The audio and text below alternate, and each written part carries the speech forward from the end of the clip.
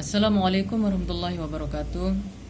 Di sini saya akan eh, menyampaikan hasil review dari entrepreneurship atau buku entrepreneurship, lebih khususnya pada bab 5. Dalam bab 5 ini temanya yaitu jalur menuju pentrowirausaha, yang di dalamnya dibahas mengenai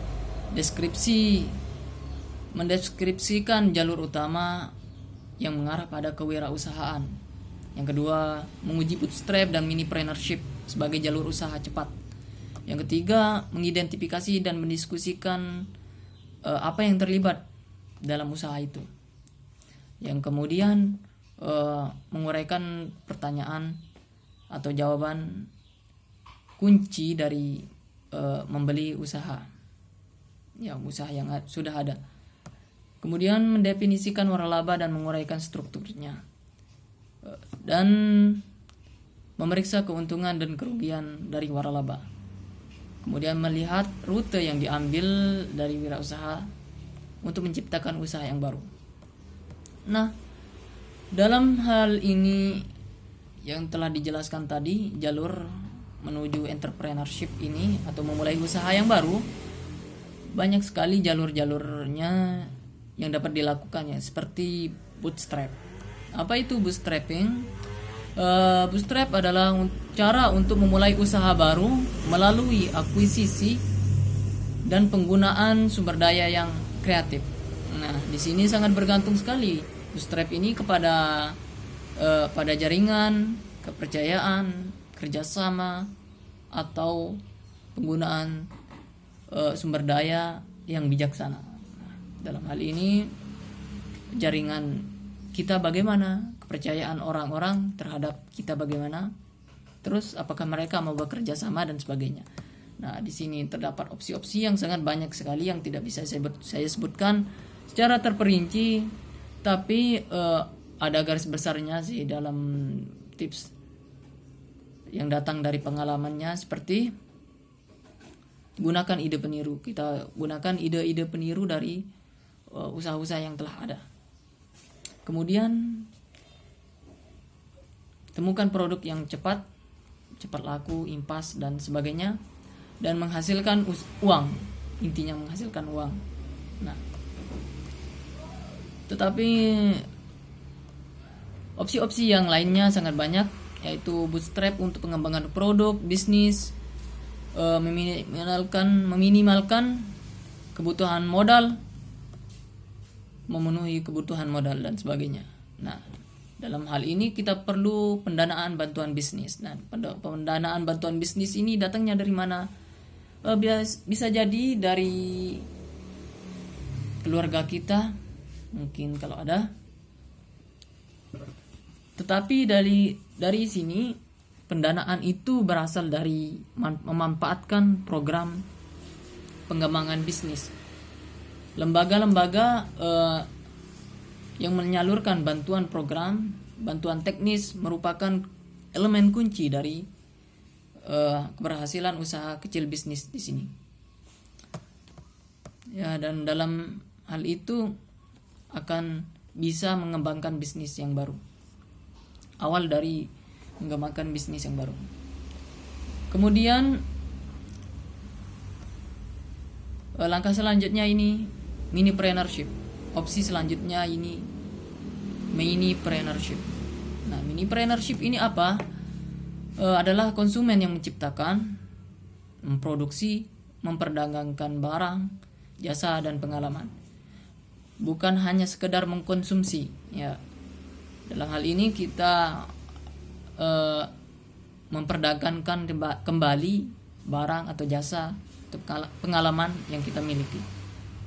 Contohnya seperti reseller, kita membeli barang kemudian kita memperdagangkannya kembali, atau kita ada jasa tertentu atau pengalaman tertentu yang kita bisa jadikan usaha. Yang kemudian materi selanjutnya materi dari jalur klasik. Nah, dari jalur klasik ini yaitu memulai bisnis baru yang unik. Memiliki bisnis baru yang klasik. Di sini dengan demikian ada ciri khas tertentu dari startup ini. Nah, dan pendekatan-pendekatan untuk memulai jalur klasik ini yaitu pendekatan baru-baru. Nah, dengan melihat apa yang dibutuhkan masyarakat saat ini, itu yang kita kembangkan jadi produk.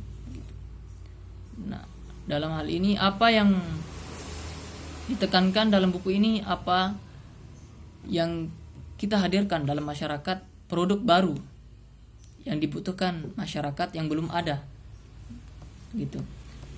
Itu dari pendekatan baru atau new. Kemudian pendekatan new old atau pendekatan yang lama dan baru. Contohnya seperti mendirikan restoran untuk kepakaian dan sebagainya. Sikat saja ya. Memeriksa keuangan, gambar keuangan. Nah, dalam submateri ini memeriksa gambar keuangan lebih kepada kita calon pengusaha yang baru akan membeli usaha dari orang lain yang sudah memiliki usaha gitu.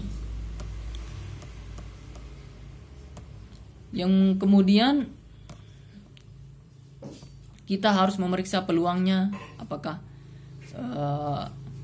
itu dari pialang bisnis, iklan surat kabar, sumber perdagangan, sumber profesional, dan lain sebagainya. Keuntungan yang dapat diraih dari membeli usaha ini adalah yang paling mudahnya itu kita bisa kadang-kadang dapat yang lebih murah di sini. Kemudian mengurangi waktu dan tenaga, ya lebih efisien dalam membeli perusahaan yang sudah bagus dan efisien gitu dalam berjalannya usaha yang baru. Dan di sini usaha itu sudah ada dan kita membelinya. Dijelaskan di sini bisa mengurangi waktu dan tenaga. Nah, pertanyaan-pertanyaan yang perlu diajukan dalam membeli bisnis ini. Mengapa bisnis ini dijual gitu? Nah, apakah karena mereka ingin pensiun atau bagaimana? Kemudian pertanyaan, bagaimana kondisi persediaan, bagaimana keadaan aset perusahaan lainnya, berapa banyak karyawan yang akan bertahan dengan berjalannya bisnis yang mau dibeli ini, jenis persaingan apa yang dihadapi bisnis dan sebagainya. Kemudian kita negosiasi. Nah, dalam negosiasi ini banyak sekali tipsnya.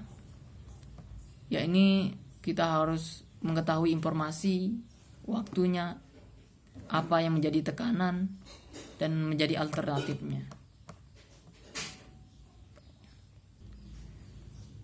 Dalam tips selanjutnya, setelah ada kesepakatan, kita membangun waralaba setelah jadi bisnisnya. Nah, dalam bisnis ini sudah memiliki lisensi hak cipta dari usaha tersebut.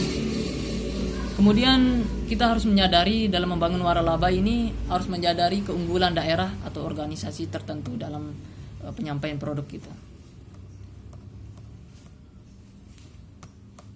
Dan di sini dijelaskan bagaimana keuntungan waralaba, yang pastinya keuntungannya sangat banyak kalau berjalan dengan baik. Mungkin hanya itu saja yang saya sampaikan. Lebih kurangnya saya mohon maaf atas segala kekurangan. Wassalamualaikum warahmatullahi wabarakatuh.